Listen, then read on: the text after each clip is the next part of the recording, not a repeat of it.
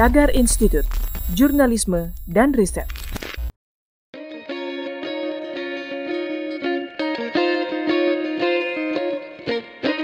Halo Tagarians, para penonton Tagar TV dan juga pembaca Tagar ID, terima kasih Anda tetap setia di YouTube channel Tagar TV. Hari ini saya, Kori Olivia, ingin membacakan profil pilihan redaktur Tagar tentang cendekiawan Muslim Indonesia, Jalaluddin Rahmat. Cendekiawan Muslim Indonesia sekaligus pakar ilmu komunikasi dan pendiri Ikatan Jamaah Ahlu Bait Indonesia atau IJABI, Jalaluddin Rahmat, yang akrab disapa Kang Jalal, meninggal dunia pada Senin sore 15 Februari 2021 setelah dirawat di Rumah Sakit Santosa, Bandung. Ketua Bidang Pemenangan Pemilu PDIP, Bambang Wuryanto, mengatakan bahwa Kang Jalal meninggal setelah dikonfirmasi positif terinfeksi virus corona. Sebelumnya, Ketua PW IJABI Jabar, Sutrasno, saat dihubungi wartawan melalui pesan singkat mengatakan bahwa Kang Jalal dikabarkan sempat menjalani perawatan akibat penyakit diabetes yang diidapnya sejak lama. Almarhum juga disebut sempat mengeluhkan sesak nafas. Jenazah Kang Jalal langsung dimakamkan dengan protokol COVID-19 pada Senin malam 15 Februari 2021 di Lembang Gede, Cicalengka, Kabupaten Bandung. Berikut profil Jalaluddin Rahmat dan juga sederet fakta keilmuannya sebagai salah satu cendekiawan Indonesia. Kang Jalal lahir di Bandung, Jawa Barat pada 29 Agustus 1949. Ia dikenal sebagai sosok cendekiawan dan juga pernah menduduki kursi DPR RI periode 2014 sampai 2019 lewat PDI Perjuangan. Sebagai anggota dewan, ia kerap berjuang membela hak-hak kaum minoritas di Indonesia. Dalam posisinya sebagai anggota Komisi 8 yang mengurusi bidang agama dan sosial.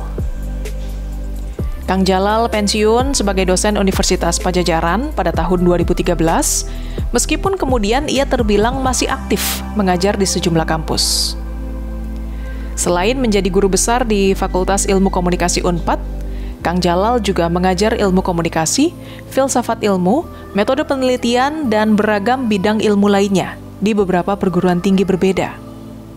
Secara khusus, ia pernah membina kuliah di Mysticism di Islamic College for Advanced Studies Paramadina University yang ia dirikan bersama almarhum Profesor Dr. Nurholis Majid, Dr. Haidar Bagir, dan Dr. Muwahidi sejak tahun 2002.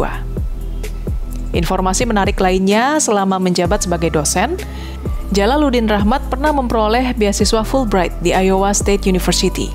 Ia mengambil kuliah komunikasi dan psikologi. Berkat kecerdasannya, ia lulus dengan predikat magna cum laude. Karena memperoleh 4.0 grade point average, ia terpilih menjadi anggota Pi Kappa Pi dan Sigma Delta Chi. Pada tahun 1981, ia kembali ke Indonesia dan menulis buku Psikologi Komunikasi.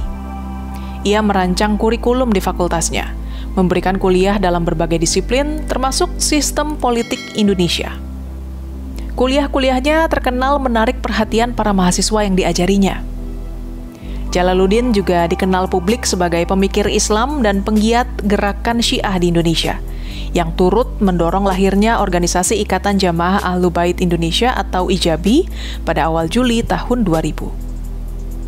Ia tercatat pernah membidangi dan menjadi Ketua Dewan Syura IJABI, yang kini sudah memiliki hampir 100 pengurus daerah tingkat kota di seluruh Indonesia, dengan jumlah anggota sekitar 2,5 juta orang. Ia juga menjadi pendiri Islamic Cultural Center Jakarta bersama Dr. Haidar Bagir dan Umar Syahab.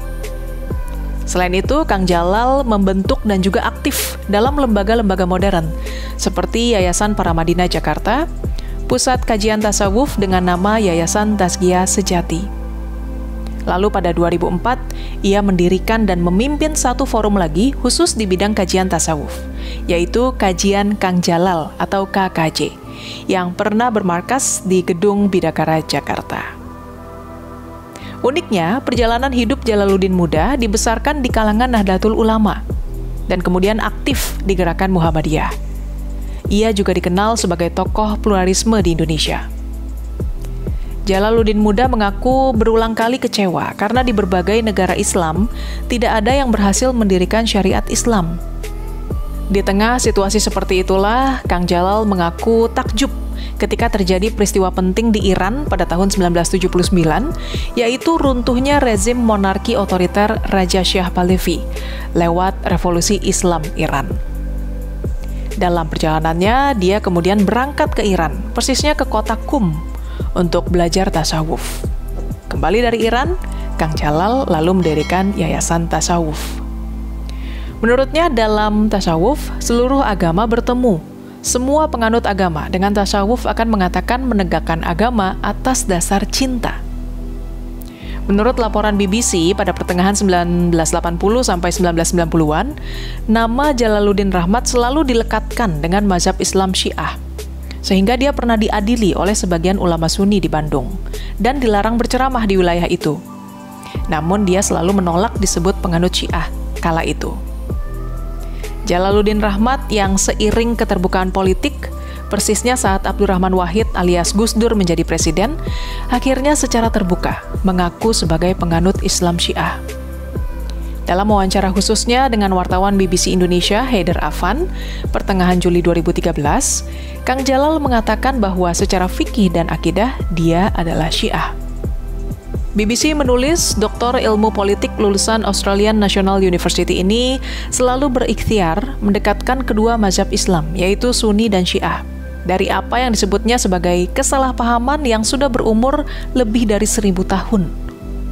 Salah satu puncak upayanya itu adalah mendirikan Majelis Ukhuwah Sunni Syiah Indonesia atau MUSIN pada Mei 2011 lalu, bersama beberapa orang lain untuk mendekatkan dua mazhab Islam tersebut. Ayah dari 5 anak ini juga rajin menyuarakan agar kaum Syiah di Indonesia tidak menutup diri. Misalnya di Ijabi, organisasi yang menaungi kaum Syiah di Indonesia, orang-orang Ijabi diminta melakukan sholat sama seperti sholat kaum Sunni, berpuasa seperti puasa mereka, sehingga tidak memberi celah untuk memperbesar perbedaan di antara kedua mazhab itu. Lewat tulisan terpisah, Sukron Makmun, salah satu tokoh Nahdlatul Ulama, menyimpulkan bahwa Kang Jalal adalah salah satu cendekiawan Muslim prolifik yang tulisan-tulisannya sangat renyah dan berkualitas. Menurut Sukron, pemikiran-pemikiran Jalaluddin Rahmat melampaui kebanyakan manusia sezamannya. Kebesarannya semakin tampak setelah ia menghadap Tuhannya melalui tulisan dan kesaksian-kesaksian orang-orang hebat negeri ini. Ia menggambarkan sosok Kang Jalal sebagai cendekiawan yang mirip Gus Dur, Nurholis Majid, Adi Sasono, dan juga beberapa nama besar lainnya. Golang dari Dan ya, dan juga beberapa nama besar lainnya. Kang Jalal adalah pengagum Rumi yang meninggal 4 hari setelah kepergian istrinya. Meski demikian, ada juga netizen di WhatsApp grup yang seolah senang dengan kabar kepergiannya. Menurut Sukron, tipe seperti ini adalah orang yang tidak mampu berpikir jernih. Kebenciannya timbul hanya karena afiliasi politik ataupun mazhab non-mainstreamnya Kang Jalal.